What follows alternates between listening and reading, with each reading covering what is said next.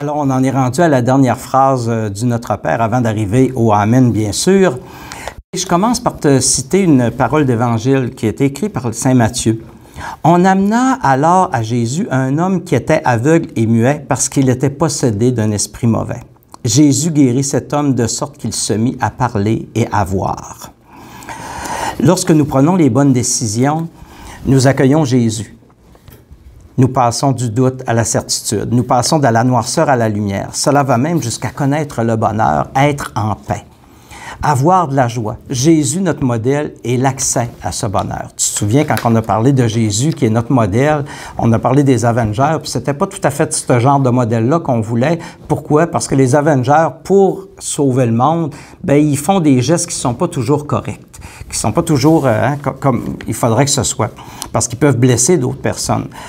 Alors, si je reviens au petit passage d'Évangile que Saint Matthieu nous raconte, l'aveugle qui était sourd et muet, il s'est mis à parler, il s'est mis à voir, parce qu'il a eu confiance en Jésus. Il a donné sa foi en Jésus et c'est comme ça qu'il a été guéri. Et nous autres, dans tous nos petits tracas de chaque jour qui peut nous arriver, bien, si on fait confiance à Jésus, quand on a fait notre meilleur, qu'on a pris des bonnes décisions, bien, on réussit à s'en sortir, puis c'est le bonheur qui nous attend après nos décisions. Et pour visualiser une façon de voir ce bonheur-là, je t'invite à écouter la vidéo suivante.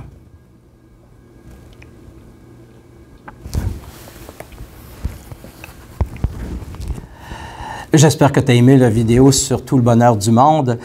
Je poursuis en disant, pour ne pas entrer en tentation et être délivré du mal, la dernière phrase de Notre Père, pour prendre les bonnes décisions et connaître le bonheur, il faut penser et agir. C'est pas juste de réfléchir puis dans notre tête, puis tout ça, il faut agir, il faut y aller en action. Il est important de croire en toi. Tu as tout ce qu'il faut pour bien arriver dans ta vie. Que tu t'entoures de bonnes personnes. Dire souvent « je t'aime » à ceux qui t'entourent. Protéger ton environnement.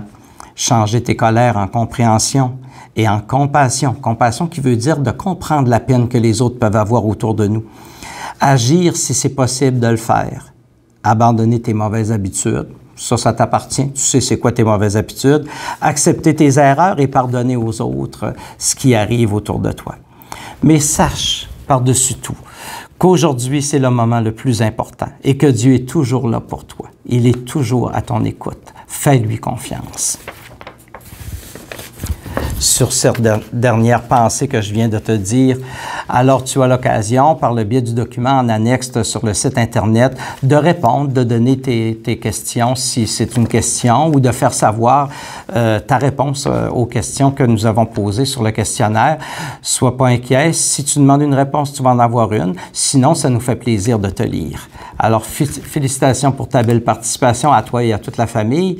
Ce sera un plaisir de vous voir pour la 5e rencontre, celle qui est en présence, soit avec l'abbé Luc Bergeron ou avec moi-même, Serge Balaire. Alors, salut, bonne fin de journée.